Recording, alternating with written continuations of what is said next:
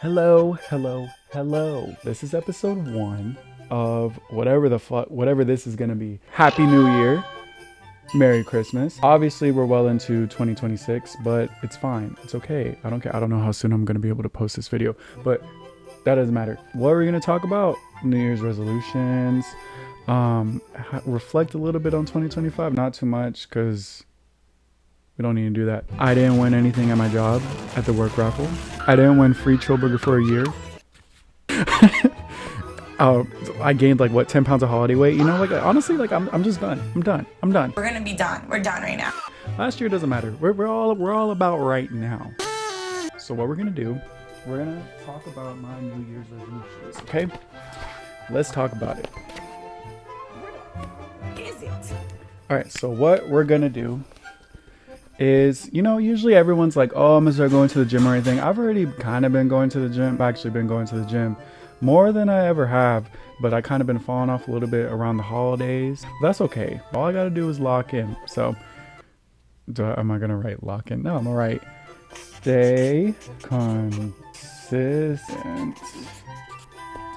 Yeah, not only with the gym, but then also not to burn yourself out, because it's all about balance. This one is something that I say every year, and it feels like every year I do worse and worse.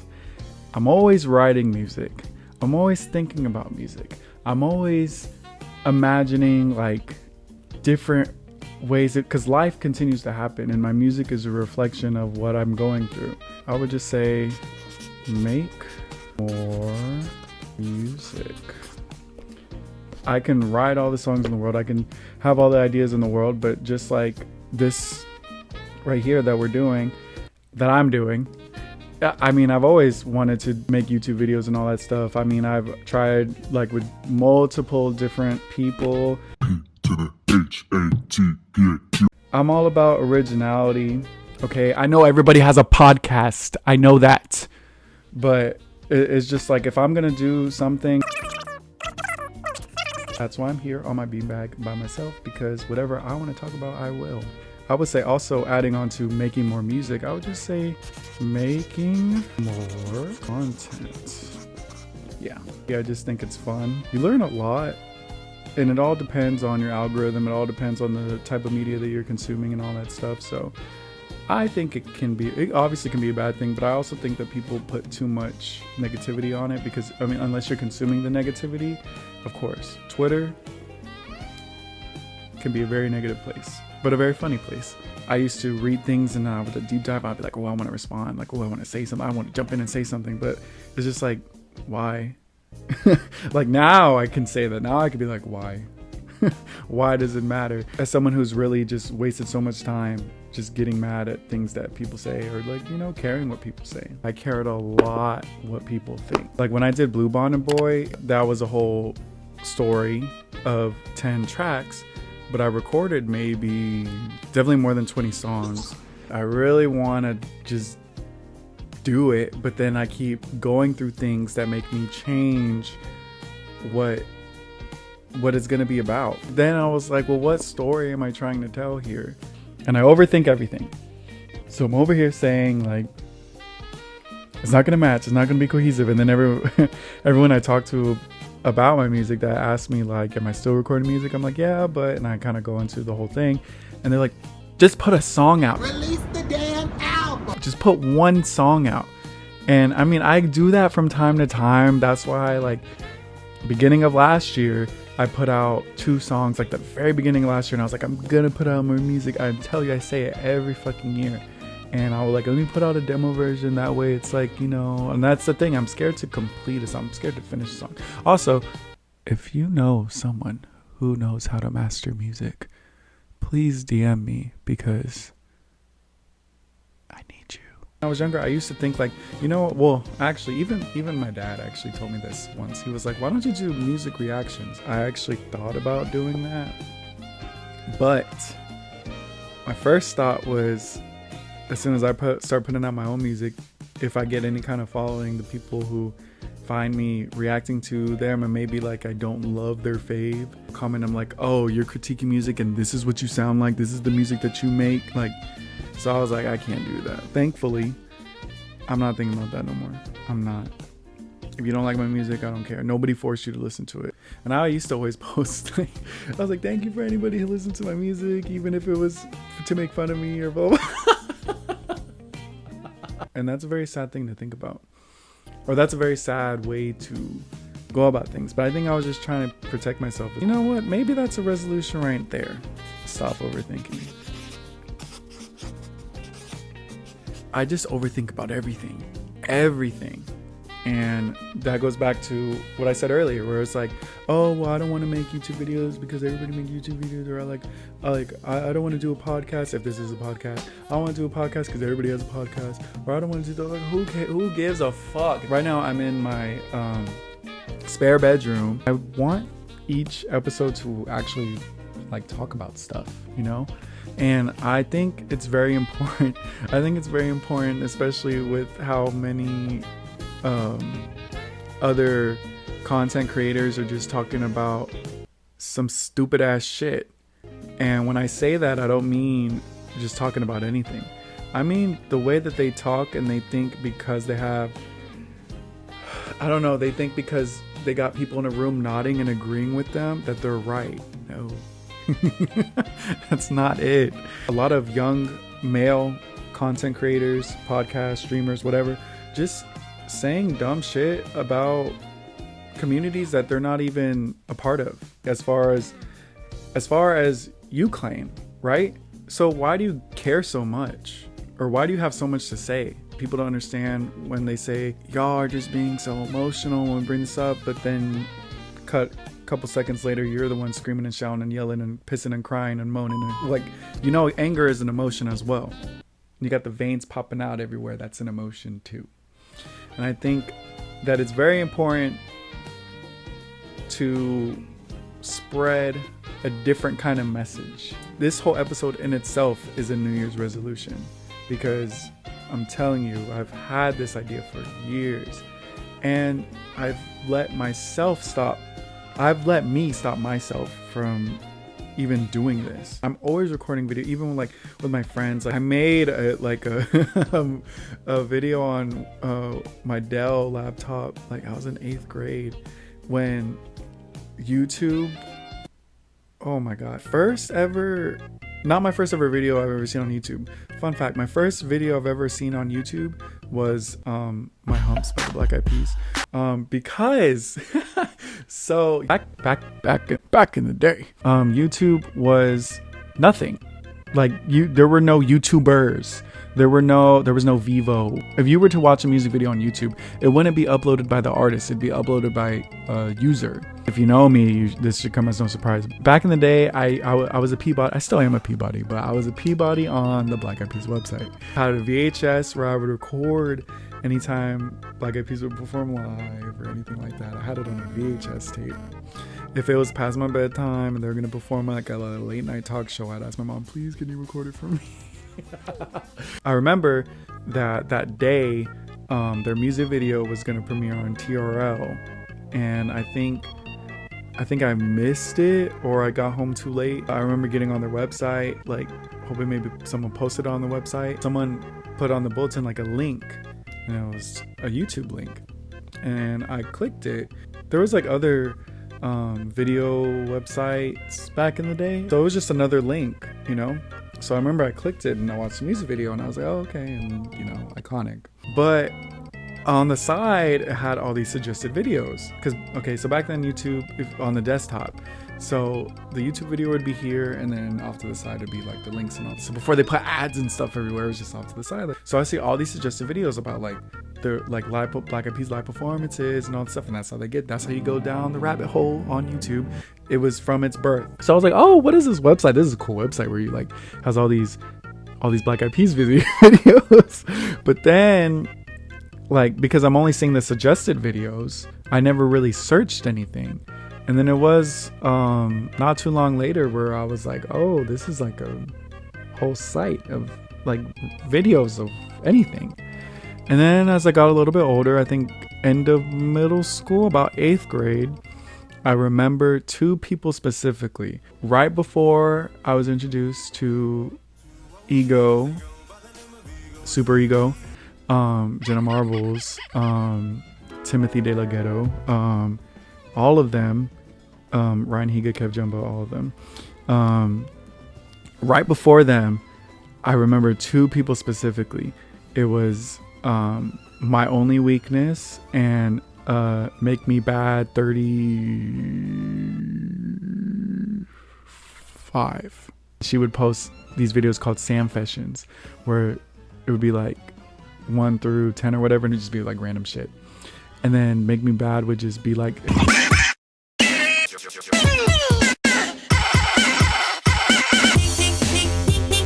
Oh, also, Kelly Shoes. This is someone who like recorded an original song, made a music video for it, and posted it online. Like, it's crazy. Like, it was mind blowing to me. I was like, oh my God, like this is something I can do. This is something I would want to do. So with talking and personability of My Only Weakness, the comedy and just like out there personality of Make Me Bad, and like the music elements of Kelly, I was just like, this is something like anybody can do, and this is something that I want to do. And it's funny because if you ask anybody who watches YouTube, they have a different story of who the first people that they watched. That's crazy to me, that how the internet has changed, how YouTube has changed. Let me see if I have some more. No, I really haven't been eating McDonald's at all. And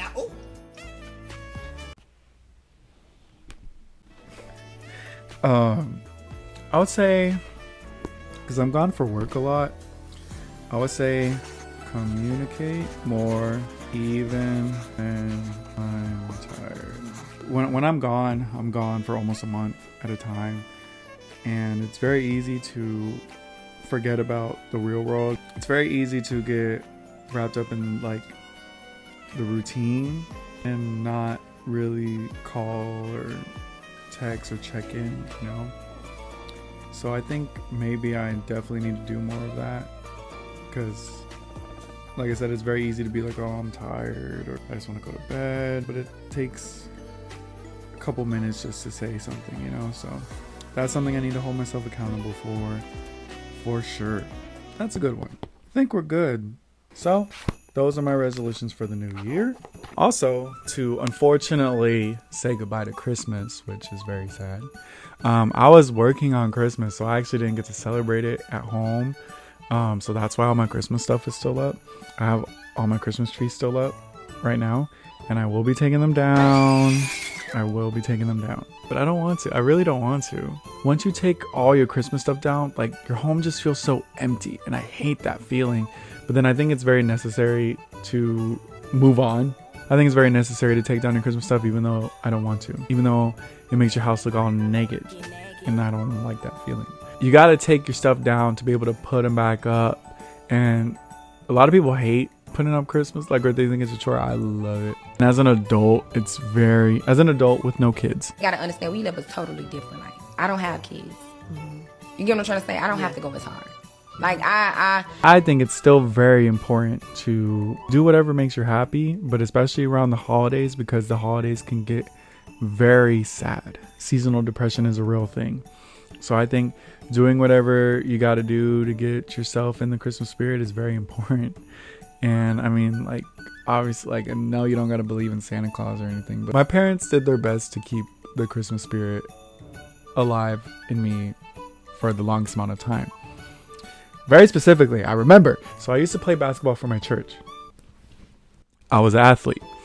We were doing like layups, and so we were in line, and they were I always zone out even till this day, but I remember just waiting in line and kind of thinking about some other shit. There was this mini game that I wanted to beat my own record on, and I was like, "Ooh, I just need to like hurry up and like get this practice over with, because I want to go back home and play my 64." But I could hear that the kids in front of me were like going in on this one kid, And so they turn to me and go, right? And you know how people are like, right? Just say right, right? Yeah, yes, yes. And then like when you say yes, they're like, see, like you don't even know what they're talking about. So it was one of those kind of things. And I was just like, huh? And I would always think people would be making fun of me, which they did. After a while, I'm just like, no, I'm not going to be a joke, you know, whatever. Like I still have this problem today with my face.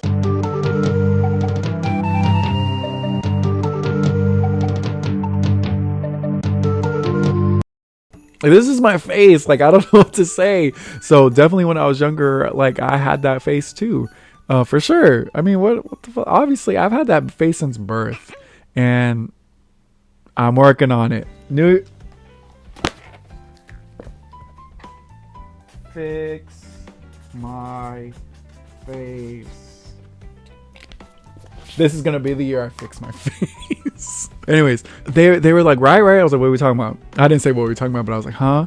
And they're like, right. I was like, what? And then they're like, Santa's not real, right? Like, tell him Santa's not real. And in my head, I'm just on defense mode, and I go, yeah, it's not real. And immediately in my head, I'm like, Santa, I'm sorry. I was like, oh my God, please. I was like, Santa, I'm so sorry, please. I'm sorry. I don't mean it. And the whole time this is in my head. They're going, like, they're telling the kid, like, see, he's not real. Nobody here believes him and all this stuff. And I'm like, I do believe him. I'm like, I'm sorry. Mom picks me up whenever we go home. Ask my mom. I'm like, Mom, is Santa real? And she's like, well, what do you believe? She was trying to gaslight me. She's like, well, do you believe that he's real? And I was just like, yes. And then my mom's like, okay, then. So why are you asking me? Like, if you think he's real, then he's real. And I was like, well, like, the kids are saying that he's not real. And my mom was like, who told you that? I was like, everybody. It's like, everybody. And then my mom was like thinking that they were making fun of me. They're like, no, but they were going to if I told the truth. And you know what? Let me just say, I'm sorry that I didn't stick up for you, because I should have. I really should have. We should have got made fun of together. As an adult, I am sorry. And I hope that you have a wonderful Christmas every year. And I'm sorry that that's the way that you had to find out Santa wasn't real. So my mom's thinking that, you know, oh, they're making fun of you. I was like, no, but they were going to. And so I was like, so that's why I'm asking you. And then my mom finally tells me, like, okay, no. It's like, Santa's not real. I was like, I was hurt, and that led to a whole conversation about the tooth fairy and all that. So the Easter bunny. But also growing up, my mom said that I would question everything. Like, it got to the point when they would go through the 10 Commandments, and it was like, thou shalt not covet thy neighbor's wife. And I was like, what about the husband? And parents like, what? And I was like, what about, like, they say, like, you should not covet, like, basically don't lust after the neighbor's wife. Like, what about lusting after the husband? Like, that's not possible? Or and they're like, well, that's just not what's written. And I was like, why not? That is how I found out that Santa's not real. And I'm sorry to that man, to that boy. We were children, that I did not defend, because that was very selfish of me, and I am sorry. Another thing with these episodes, like, I'm gonna have to record them in bulk, because that way I can still stay consistent. So I can still stay consistent when I'm away, and still post and do all that stuff. So that's something that I can do as well with Christmas and, you know, Halloween. I always think, like, what the fuck am I gonna talk about? I did have some practice, because before Christmas I did a stream. It was an hour long while I was drawing on these like Christmas, the Christmas little village that I had. It's like 6 buildings, and I was drawing on them, and I had like 1 viewer. 2 at one point, but I had 1 consistent viewer. For the whole stream, and I was just talking to myself the whole time, and so that definitely helped. Let's talk about that before we go. I would run out of things to talk about, and then it would, like, I would have an idea and I just talked. Like, it definitely helped me just speak. It definitely helped me realize, like, oh, I could do this. And it was because of that stream that I was like, you know what?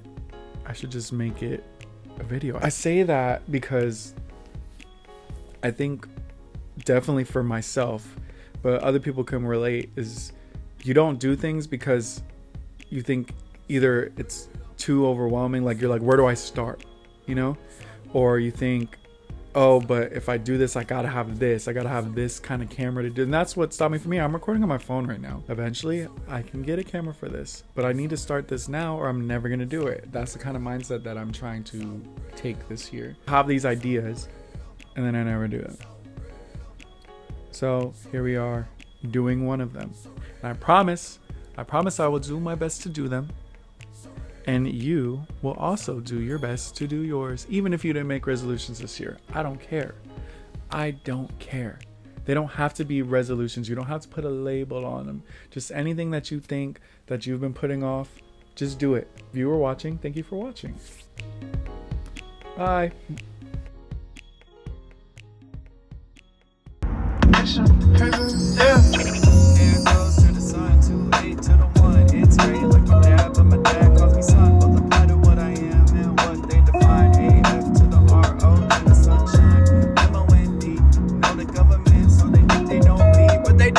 Shit.